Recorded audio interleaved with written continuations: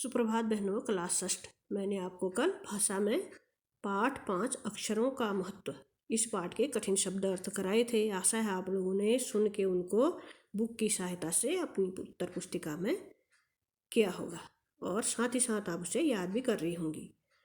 आज आपको मैं इस पाठ के प्रश्न उत्तर कराती हूँ। जहाँ पर शब्द अर्थ पूर्ण हो गए थे उसके नीचे 2 लाइन छोड़ के आप उसी पृष्ठ पर आप पहला प्रश्न उतारेंगे।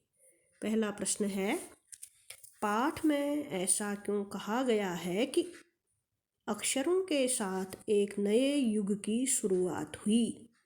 प्रश्न नंबर 1। तो इसका उत्तर लिखेंगी,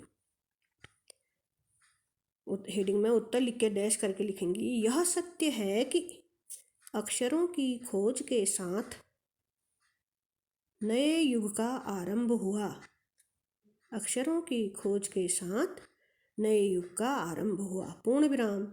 व्यक्ति अपने विचार लिख कर रखने लगा। व्यक्ति अपने विचार लिख कर रखने लगा, जिससे इतिहास का व्यक्ति अपने विचार लिख कर रखने लगा, जिससे इतिहास का प्रारंभ हुआ और एक पीढ़ी के विचार दूसरी पीढ़ी तक पहुंचने लगे। जिससे इतिहास का प्रारंभ हुआ और एक पीढ़ी के विचार दूसरी पीढ़ी तक पहुंचने लगे। एक पीढ़ी का विचार दूसरी पीढ़ी तक पहुंचने लगे। पूर्ण विराम। अक्षरों की खोज के कारण ही पिछले 6000 वर्षों में अक्षरों की खोज के कारण ही पिछले 6000 वर्षों में मानव जाति ने तेजी से विकास किया है। मानव जाति ने तेजी से विकास किया है। पूर्ण विराम। इसी कारण मनुष्य सभ्य भी कहलाने लगा। इसी कारण मनुष्य सभ्य, सुलझा हुआ भी कहलाने लगा। इसी प्रकार मनुष्य सभ्य भी कहलाने लगा। ठीक हो गया। अब है प्रश्न नंबर 2।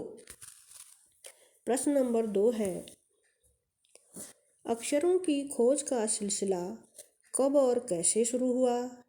पाठ पढ़कर उत्तर लिखो।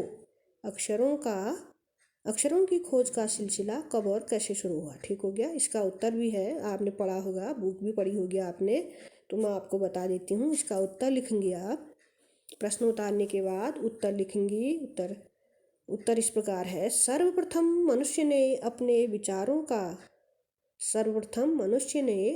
विचारों का प्रकट करने के लिए पशुओं, पक्षियों आदि के चित्र बनाए। पूर्ण विराम। पशु पक्षियों आदि के चित्रों के बाद उसने अपने भावनाओं को व्यक्त करने के लिए अन्य चित्रों का प्रयोग करना भी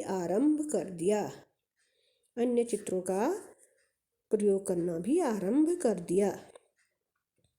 पूर्ण विराम। जैसे एक छोटे वृत्त के चारों ओर रेखाएं खींचकर सूर्य का चित्र बना दिया जाता था। पूर्ण विराम। बाद में यही चित्र धूप व ताप के लिए काम में लाया जाने लगा। पूर्ण विराम। बहुत समय बीत जाने के बाद अक्षरों की खोज हुई। पूर्ण विराम।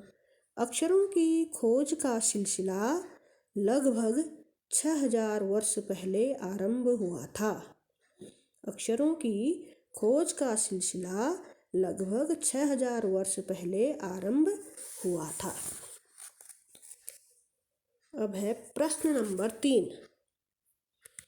प्रश्न नंबर 3 है, अक्षरों के ज्ञान से पहले मनुष्य अपनी बात को दूर दराज के इलाकों तक पहुंचाने के लिए किन किन माध्यमों का सहारा लेता था।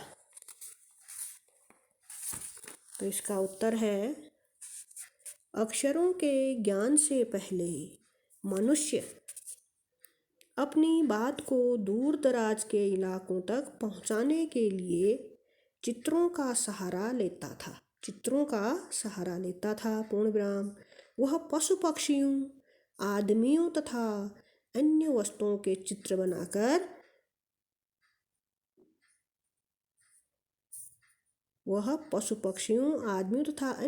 के चित्र बनाकर अपनी बात दूर दूर के इलाकों में पहुंचाता था।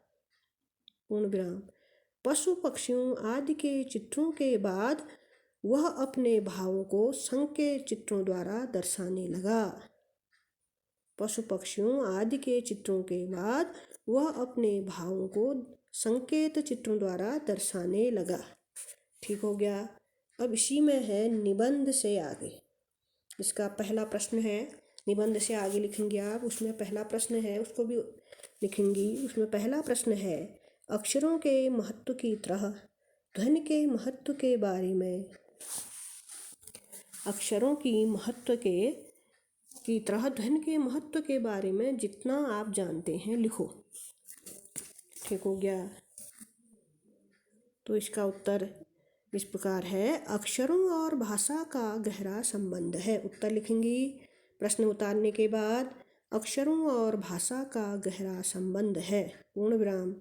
भाषा को अक्षरों की सहायता से ही लिखा जाता है। भाषा को अक्षरों की सहायता से ही लिखा जाता है। जिस प्रकार भाषा के लिखित रूप और अक्षरों का परस्पर अटूट संबंध है, उसी प्रकार भाषा के मौखिक रूप का ध्वनियों से अटूट संबंध है। पूर्ण विराम। मौखिक भाषा का आदान प्रदान ध्वनियों द्वारा ही संभव है। ध्वनि माने आवाज। मौखिक भाषा का आदान प्रदान ध्वनियों द्वारा ही संभव है। पूर्ण विराम। यदि हम अपनी बात दूसरों तक पहुंचाना चाहते हैं और दूसरों के भावों और विचारों को जानना चाहते हैं, तो उसके लिए ध्वनि संकेतों का ज्ञान आवश्यक है। पूर्ण विराम। जैसे लिखित भाषा के लिए अक्षर आवश्यक है, उसी प्रकार मौखिक भाषा के लिए ध्वनि आवश्यक है। ध्वनि अर्थात आवाज। ठीक हो गया। जब आवाज निकलेगी तभी आप मौखिक भाषा का प्रयोग कर सकते हैं। तो आ रहा है ना समझ में? जैसे लिखित भाषा के लिए अक्षर आवश्यक है, उसी प्रकार मौखिक भाषा के लिए ध्वनि आवश्यक है। पूर्ण विराम। मौखिक भाषा का आधार ध्वनि है। ध्वनि के बिना मौखिक भाषा अस्तित्व में आ ही